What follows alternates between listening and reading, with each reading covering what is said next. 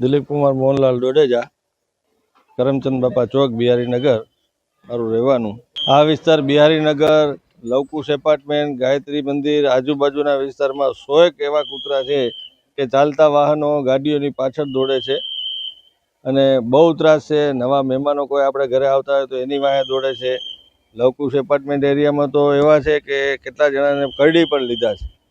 ઘણી બધી રજૂઆતો થઈ છે પણ એનો કોઈ નિર્ણય આવતો નથી. વિનંતી એવી છે કે આ કૂતરાઓનો કંઈક ત્રાસ ઓછો થાય, નગરપાલિકાને એવી જાણ કરીએ કે એનો વ્યવસ્થા કરે. દવાખાનાની અંદર પણ અવારનવાર ખબર કાઢવા આવતા હોય. આગળ જતા વિમ્સ હોસ્પિટલ મોટી છે, એ રોડ ઉપરથી જેટલા પસાર થાય એની પાછળ કૂતરા દોડે છે. હા, કવડે પણ છે, એવા પણ દાખલા છે. રજૂઆત અગાઉ મૌખિક 2-3 વખત પ્રમુખ સાહેબને કરેલી, અમારા કાઉન્સિલરોને કરેલી, પણ પછી કોઈ પ્રોપર નિર્ણય હજી આવતો નથી. RS Makwana, chief officer, Veraval, Patan સંયુક્ત નગરપાલિકા. સૌથી પહેલાં તો જે કાયદાકીય જોગવાઈ છે એ કૂતરાને પકડી એનું ખસીકરણ કરી અને જે કામગીરી કરવામાં આવે અને ત્યાર પછી એને એ જ સ્થળે રાખવાનો હોય છે, એને વિસ્થાપિત કરી શકાતા નથી. માટેની આ જે કાર્યવાહી કરવાની થાય એ ખૂબ જ કોમ્પ્લિકેટેડ છે અને સમય માગી લે એવી છે. જે કામગીરી અત્યારે અમે હાથ ઉપર ધરેલી છે. સરકારશ્રી દ્વારા જાહેર કરવામાં આવેલી એનિમલ બર્થ કંટ્રોલ રૂલ્સ અંતર્ગત નગરપાલિકા હાલમાં કાર્યરત છે અને એ કામગીરી હાથ ઉપર ધરવામાં આવેલી છે. આ માટે કૂતરાઓને પકડી એનું ખસીકરણ કરવામાં આવે અને એ આખી સમગ્ર પ્રક્રિયા દરમિયાન કૂતરાને 3 દિવસ રાખવામાં આવતા હોય છે.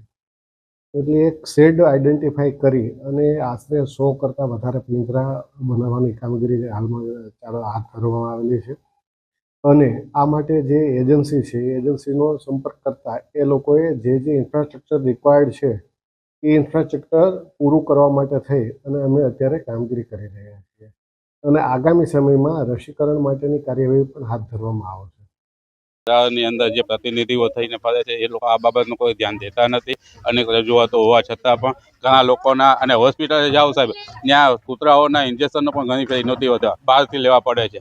હવે નાના મજદૂર લોકોના માણસો બિચારા કોઈ અહીંયા પરિશ્રમ, જો આ વિસ્તાર આવાસ યોજના છે, અહીંયા પરિશ્રમ લોકો જાજા માણસો પરિશ્રમ લોકો લે છે. હવે એને માટે એના બાળકોને કંઈ લેવા મોકલે છે તો પણ કૂતરાઓનો ત્રાસથી એવા હેરાન થાય છે ને કે કરડી જાય છે. અને કરડી જાય છે એમ નહીં, છોકરાઓને વીકી નાખે છે. અને અત્યારે તો ટીવીમાં અને સમાચારમાં જોઈએ કૂતરાઓ મારી નાખે છે. ત્યાં સુધી આ નગરપાલિકા વેરાવળના કોઈ પણ અધિકારીઓ જે તે જવાબદારી હોય એ આ બાબતે ઘટતું કરે. કૂતરાઓનો તો ભાઈ એની ગણતરી જ નહીં હોય. કૂતરાઓ અગણિત છે. તમે જાઓ અત્યારે ઢૂંગોના હિસાબે હોય, આપણે ઘરમાં 30-35 કૂતરા ગમે નથી આવી જાય શેરીમાં, ખબર નથી પડતી સાહેબ. અને આ બાબતે માંગ એ છે કે નગરપાલિકા સત્તાધીશો જે કોઈ પણ જવાબદારી આવતી હોય આ લોકો આનો તાત્કાલિક એનો નિકાલ કરે અને લોકોને ત્રાસથી બચાવે, કૂતરાઓના ત્રાસથી બચાવે, શ્વાન ન કરે. બસ આટલે આપીએ.